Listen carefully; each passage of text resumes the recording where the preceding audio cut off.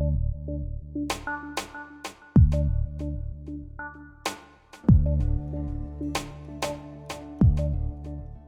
lot of people ask me what the difference between herbal medicine and naturopathy is. It's a really common question, and I find it interesting, especially living in a city. People say, "What do you do?" "I'm a herbalist." And they say, "What's that?" And either someone makes a joke about smoking lots of weed, or they say, "Oh, is that like a naturopath?" You know, and so it's really interesting for me that naturopathy is so much more known and understood in most of Australia than herbal medicine, whereas somewhere like in Europe or in California, it's the other way around, that people understand herbal medicine much more than naturopathy.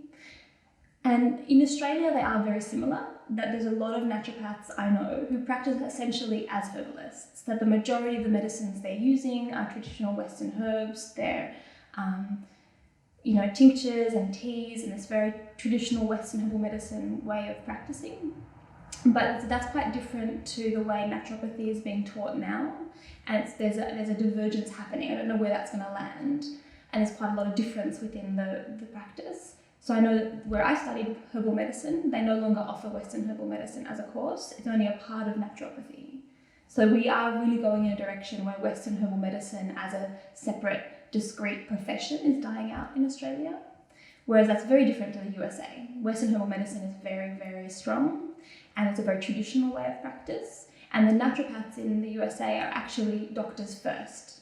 They're doctors, and then they do graduate diploma in naturopathy, what we would call an integrative GP. So there's very clearly defined and different in the States.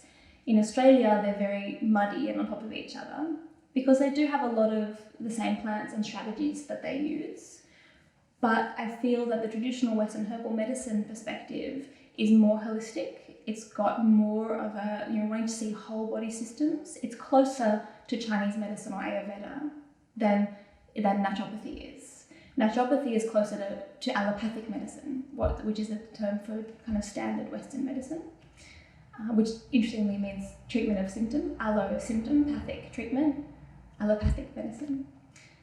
And I feel that the industry in Australia is very much struggling and pushing to gain the grudging acceptance of the scientific and medical community.